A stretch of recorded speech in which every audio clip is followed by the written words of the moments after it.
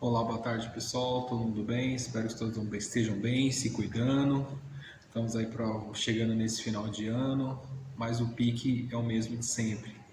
Estamos postando mais um vídeo aí, alguns fatos históricos que aconteceram agora em novembro. É, Quem puder estar se inscrevendo, deixando o seu like, comentando aquilo que quer que a gente trate aqui no canal. Fique à vontade para deixar sugestões e qualquer tipo de pergunta. Hoje nós vamos falar um pouquinho de alguns fatos históricos que aconteceram em novembro. O primeiro deles aconteceu em novembro de 1483. Por que isso foi importante? Porque nesse ano nascia Martim Lutero. Martim Lutero ele foi muito importante, como vocês sabem, ele foi muito importante para fazer a reforma da igreja. Porque antes, tudo na Idade Média, tudo se baseava na igreja. A igreja falou, era o que tinha que ser. E ele tinha as formas, aí ele vai criar as 99 teses. Ele foi um grande religioso alemão. Ele vai criar essas 99 teses e vai fazer com que a igreja repense numa nova maneira de chegar até o povo. Tanto é que depois vamos ter o que? A contra-reforma, para tentar combater essa reforma de Lutero, onde também eles vão perseguir muita gente, vai ter a Inquisição, vão matar muita gente. Aqueles que não seguirem a contra-reforma da igreja serão perseguidos e muitas vezes até mortos. Então Lutero foi muito importante para a história, porque ele que deu um grande início na reforma da igreja. Ele era contra várias coisas, porque só o padre poderia porque só o padre ou o pastor poderia estar interpretando a Bíblia, sendo que outras pessoas também podiam estar lendo e também interpretando. Então ele mudou muitas coisas, por isso que a igreja perseguiu ele, que ele foi totalmente contra o que a igreja católica pregava na época. Por isso que ele foi muito importante para a história. Martim Lutero foi o idealizador da reforma religiosa no mundo.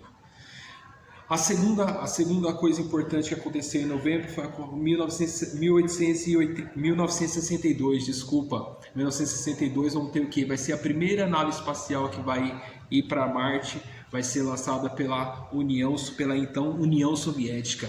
Como vocês sabem, depois de 1945 o mundo está dividido em dois blocos. Os blocos dos capitalistas, liderados pelos Estados Unidos, e o bloco dos socialistas, liderados pela União Soviética. Então aí começa também o que? A Guerra Fria, né? Que vai ser quem vai ser a potência do mundo, quem vai seguir quem.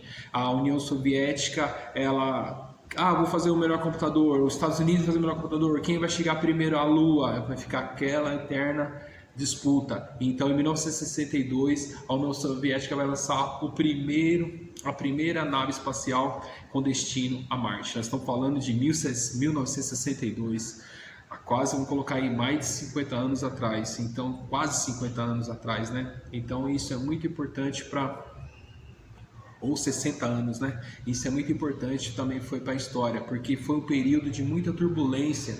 1962 também foi o dia que colocaram aquele problema na Baía dos Porcos, lá em Cuba, em Miami, onde eles apontaram os mísseis lá de Cuba, os mísseis já prontos para pegar Miami nos Estados Unidos.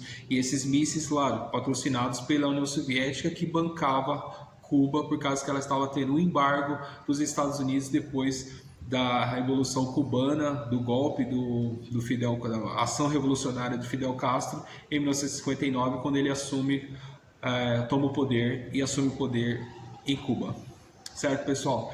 O terceiro grande fato importante que a gente não podemos deixar de falar em novembro, um fato muito histórico, aconteceu em 2020. Foi o maior tratado de livre comércio do mundo. Qual que é? Foi um tratado de livre comércio entre os países da Ásia e do Pacífico.